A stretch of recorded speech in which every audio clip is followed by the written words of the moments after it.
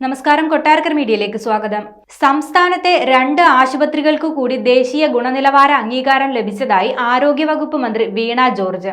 ഇതോടെ 176 ആശുപത്രികളാണ് ദേശീയ ഗുണനിലവാര അംഗീകാരം നേടിയെടുത്തത്.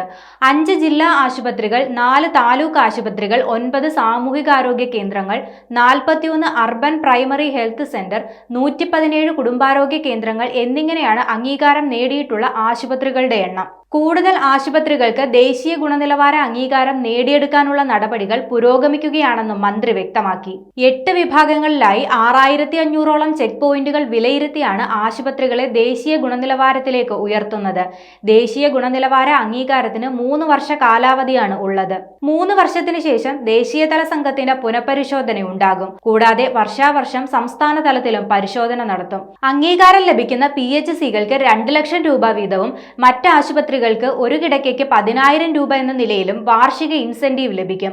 ആശുപത്രികളുടെ വികസനത്തിന് ഇതേറെ സഹായകമാണെന്നും മന്ത്രി വ്യക്തമാക്കി.